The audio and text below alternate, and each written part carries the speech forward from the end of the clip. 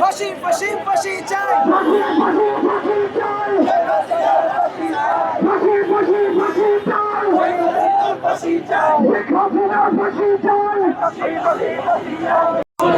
2013-তে যেভাবে মার খেয়েছি, রক্ত দিয়েছি, শহীদ হয়েছি, ওই ইতিহাসকে আমরা আর পুনরাবৃত্তি করব না। আমরা এবার রুখে দাঁড়াবো ইনশাআল্লাহ।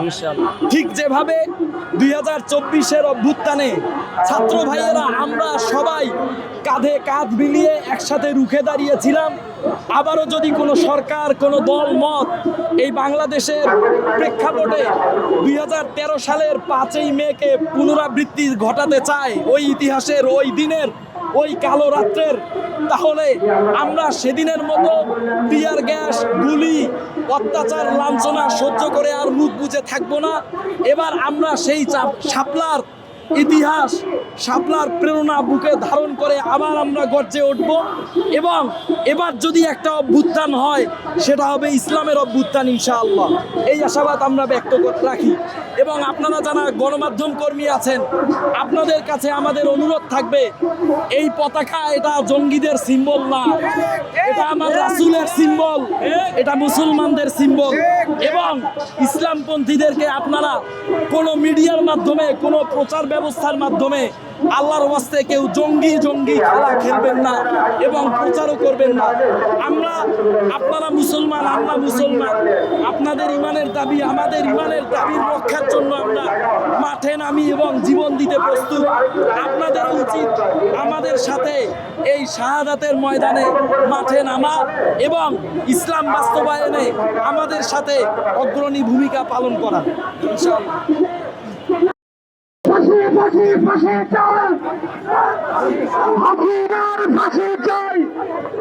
এখন আপনাদের সামনে বক্তব্য রাখবেন মুফতি জাকির হোসেন। নাহমাদুল্লাহ আল-আলিয়্যিল আযীম, আম্মা বা'দ, أعوذ بالله من الشيطان الرجيم، بسم الله الرحمن الرحيم.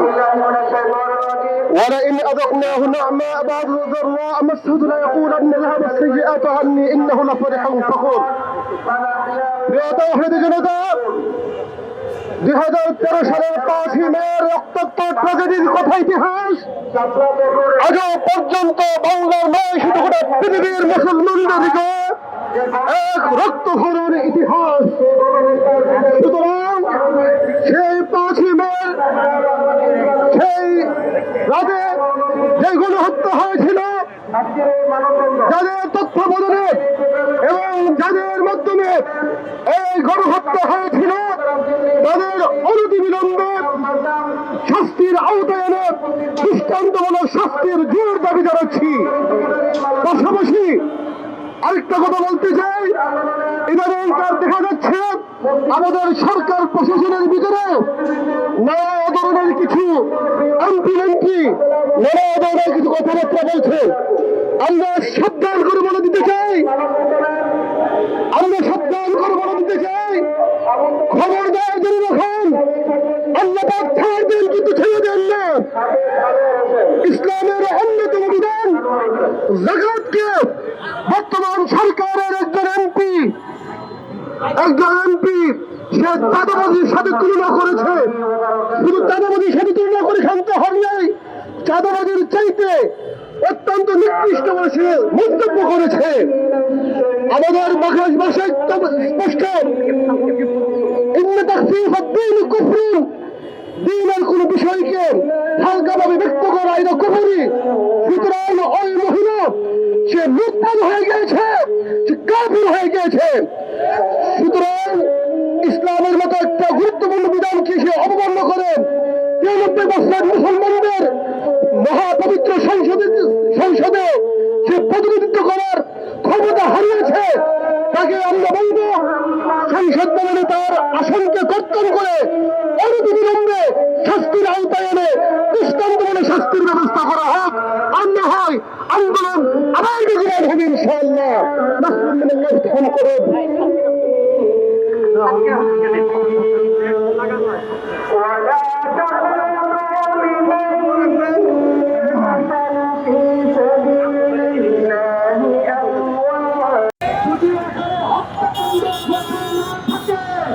তাহলে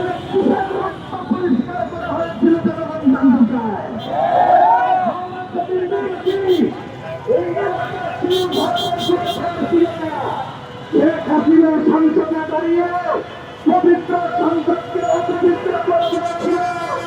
ছাত্র ছাত্রের কোনো হতাহতের ঘটনা ঘটে নাই। অবসর কর্মীরা নাকি গায়ে লাল রং দেখে মৃত্যুর ভান করেছিল। আমি স্পষ্ট ভাষায় বলে দিতে চাই, এদেশের অনেক সংবাদ সংস্থা, মানবাধিকার সংগঠন তদন্তের মাধ্যমে এরা রিপোর্ট করেছে যে এখানে অনেক অপরাধিত লোককে শহীদ করা হয়েছে। 5 তারিখ 6 তারিখ আগে পরে অনেক লোককে হত্যা করা হয়েছে। বর্তমান সরকারের তদন্ত কমিটিও 58 জনের কথা স্বীকার করেছে। সংগ্রামী তাওহীদি জনতা, আমরা এখানে লম্বা চূড়া মিটিং করবো না। এখান থেকে আমরা দাবি আদায়ের লক্ষ্যে ছাত্র গণহত্যার বিচারের দাবিতে বিক্ষোভ মিছিল নিয়ে আমরা যাবো প্রেস ক্লাবের দিকে। এখানে সংক্ষিপ্ত বক্তব্য হবে। এখন বক্তব্য রাখার জন্য এবং পুজোদের ভিতরেও এই শাপলা চত্বরে লক্ষ লক্ষ মানুষ নিয়ে সেই শেখ হাসিনার পতনের ডাক দিয়েছেন। আজকে আমাদের দেশের মধ্যে শেখ হাসিনার যে পতন হলো ছাত্রদের আন্দোলনে, কিন্তু সেটা প্রথম ধাক্কা ছিল আল্লামা শাহ আহমদ শহীদ। এখানেই যে লক্ষাধিক গুলিগুলো করা হয়েছে, 7,500 সৈনিক এবং বিডিআর পুলিশ এখানে সেই অপারেশনে অংশগ্রহণ করেছে।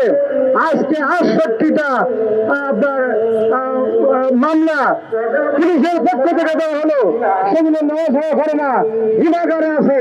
অতএব আমি আপনাদেরকে সতর্ক করে দিতে চাই, যদি এই শাপলা চত্বরের বিচার না হয়, বন্দীদেরকে যদি নাকি আশ্রয় দেওয়া না হয়, যারা শহীদ হয়েছে তাদের যদি আপনার সম্মান দেওয়া না হয়, আর বেশি দেরি হবে না। এই শাপলা চত্বরের চেয়ে আরো বেশি শাপলা চত্বর হবে। তখন বাংলা জমিনে কোনো দণ্ড এবং আর কেউ থাকতে পারবে না ইনশাআল্লাহ। বক্তব্য রাখবেন মুফতি অবশ্যই বাস্তবায়ন করতে হবে। আর হেফাজত ইসলাম বাংলাদেশের 13 দফার সাথে আরো 2টি দফা করতে চাই। নাম্বার 1, এই শাপলা চত্বরকে জাতীয় শহীদি দিবস ঘোষণা করতে হবে। নাম্বার 2, এই আজকের এই দিবস 5ই মেকে জাতীয় শহীদি দিবস ঘোষণা করতে হবে। সুতরাং হেফাজতের 13 দফা আর এই 2 দফা করে 15 দফাকে অনতি বিলম্বে বাস্তবায়ন না করলে আবার শাপলা চত্বরে বিক্ষোভ ঘোষণা হবে, আবার সংসদ ঘেরাও করা হবে, আবার সচিবালয় ঘেরাও করা হবে,